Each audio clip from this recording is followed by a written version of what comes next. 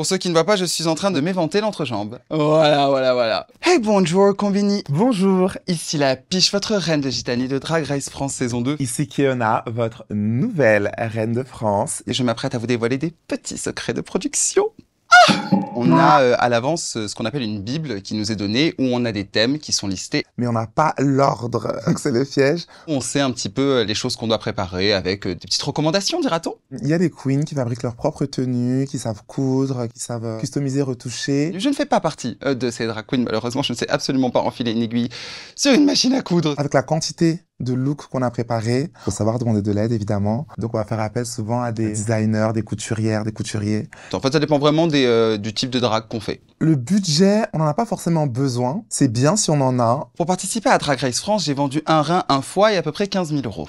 Il y a plein de saisons dans plein de franchises où les différences de budget sont énormes. Mais je pense qu'il y a beaucoup de débrouillardise. Parce que même qu'on a le budget, ça n'équivaut pas à la créativité qu'on peut avoir. En vrai, c'est génial.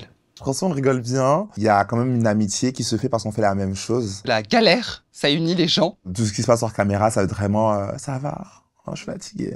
Allez, à demain. Il y a toujours une forme de compétition, parce que c'est une compétition, mine de rien. Mais il y a énormément de bienveillance. On va s'entraider, se prêter des trucs. C'est pas parce que je t'aide que tu feras mieux que moi. Je peux t'aider et te battre. On a 15 minutes. C'est terrible. Les gens se disent, ouais, non, mais il va y avoir un micmac qui fait en sorte que... Non, 15 minutes. C'est pour ça qu'on ressemble pas à ça. Moi, ça se va toujours, personnellement. J'ai des techniques où, voilà, je mets des fossiles, je retire de la poudre. Ça prend 10 minutes. C'est bien, un peu de blush, c'est un peu de glace.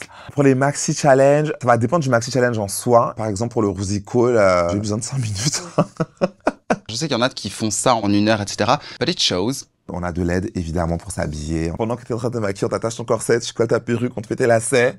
On est tout à l'heure sur le runway et les juges n'attendent pas. Donc, c'est génial. Mon conseil, c'est de ne pas avoir de planche dans le dos. Je dirais que le secret pour un lip-sync légendaire, c'est vraiment d'essayer de refaire vivre la chanson. Des fois, on est très kilika, alors qu'en vérité, ce n'est absolument pas le mood. On n'est pas obligé de faire un grand écart, même si je l'ai fait. Ça, tu vois, c'est vraiment le truc de désespoir. Genre, j'étais à la fin du lip-sync de l'épisode 4, je me suis dit, bon, désespoir, vas-y.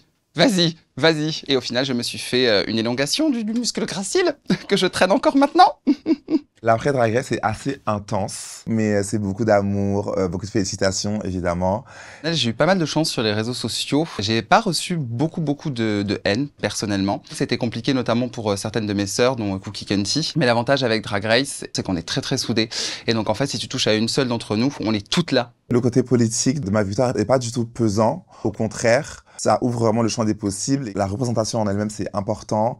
Représenter ma communauté ballroom, queer africaine et noire. Plein de gens qui se reconnaissent aussi se sentent représentés par ma victoire. Donc, je pense que non, ça vient vraiment dépoussiérer et libérer plein de choses. Combini.